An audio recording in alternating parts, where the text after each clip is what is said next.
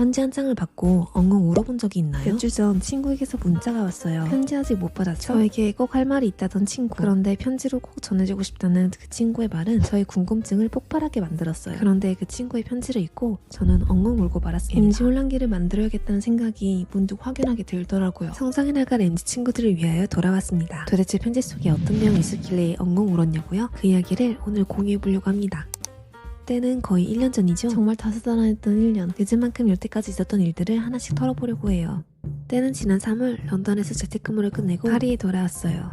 파리의 지하철은 역시나 익숙해지고 싶지 않네요. 늘 같은 일상에 어느 날 친구에게 문자가 왔어요. 댄스 워크숍 있는데 갈래? 춤에 미치는 저 아주 잠깐 고민 아닌 고민 후에 간다고 바로 이야기했습니다. 막춤은 괜찮은데 저런 나무에 맞춰서 하는 건 쉽지 않더라고요. 공디 열심히 팡팡 흔들어주고 그렇게 워크숍이 끝나고 친구들한테 연락이 왔어요. 친구 생일이라서 부랴부랴 서둘러 나갔어요. 도착한 곳은 인디안 레스토랑. 일반 인디안 레스토랑하고는 다르게 바도 같이 하는 곳이어서 분위기도 좋더라고요. 음식도 나름 맛있었어요.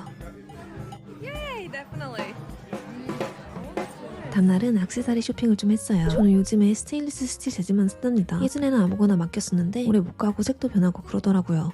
이러한 소소한 변화 이외에는 회사에서 일하고 맛있고 건강하게 챙겨 먹고 카페 가서 공부도 좀 하고 친구나 동료들하고 맛있는 레스토랑에 가서 입도 즐겁게 하고 안 입는 옷도 팔려고 옷장 정리도 하고 캐나다 가기 전에 슬슬 정리하려고 안 입는 옷들을 정리하거나 내놓으려고 사진도 찍고 여러모로 일상적인 난리를 많이 피웠어요. 한국 사람들은 저렇게 안 입는 옷이나 물건들을 정리할 때 인스타 계정을 하나 만들어서 사진 찍고 올린 다음에 한국 커뮤니티에 이렇게 많이 올려요. 저희 때 너무 감동이었던 게 제 물건을 사시거나 기부를 받으시러 온 분들이 저렇게 맛있는 김밥이나 샌드위치를 사가지고 귀여운 포스트잇과 함께 주시는 거예요. 마음 따뜻한 한국 주민들 덕분에 저까지도 마음이 따뜻해지는 그런 날이었어요. 김밥과 샌드위치 이야기가 나와서 공유하는 그 먹거리 레시피. 요리할 시간은 없는데 저같이 잘 건강하게 챙겨 먹고 싶은 사람들을 위한 스프링 롤입니다. 스프링 롤의 최대 장점은 마땅한 재료가 없어도 냉장고를 탕탕 비워서 안에 아무거나 넣어도 소스만 맛있으면 맛있다는 점입니다. 메뉴 두 번째, 연어 간장구이. 간장 후추구이나 단맛을 내는 아가베 넣고 연어 구워서 브로콜리랑 같이 담아주면 한 끼 뚝딱 완료. 이 와중에 디저트를 꼭 챙겨 먹어야 하는 저 같은 사람들을 위한 라즈베리 아이스크림. 재료들을 다 믹서기에 때려 넣기만 하면 되는 거예요. 얼린 라즈베리, 아보카도, 코코넛 밀크를 넣고 달달하게 아가베 시럽 조금 넣어준 다음에 믹서기에 와락 갈아주면 완성. 네모 사각들의 소분해서 얼려놓고 있을 때마다 하나씩 꺼내 먹으면 완성. 이렇게 요리를 하다 보면은 별별 재밌는 생각들이 다 떠오르더라고요. 맛있는 디저트를 만들어서 사진 찍고 먹고 있으면 대충대충한 레시피로 요리책을 낼까 하는 생각도 하게 되고 저런 물건 사진 올려서 팔다 보면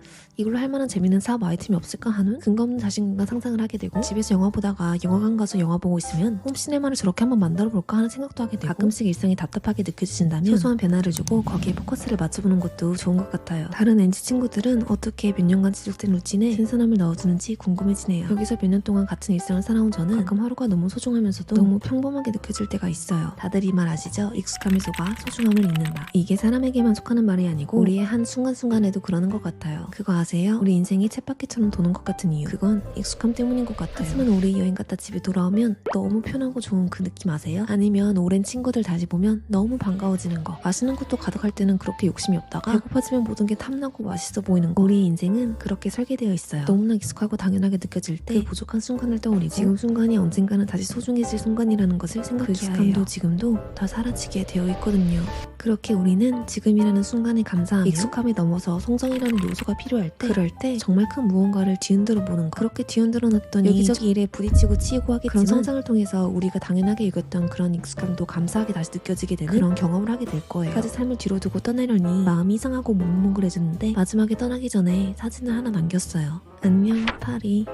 왠지 모르겠지만 조금 더 많은 경험을 하기 위해 어딘가에서 저를 부르는 것 같아요. 그리고 정신을 차려보니 캐나다에 가는 비행기에 올라와 있었습니다. 저는 캐나다에서 만난 친구로부터 초반에 받은 편지를 받게 됩니다. 익숙함을 탈피하고 저에 대해 좀 더 알아가고 싶어 우여곡절을 겪고 있던 저를 지켜본 친구의 편지 속 그 한마디. 너는 나에게 꿈을 주었어. 나도 너처럼 꿈꾸고 싶어.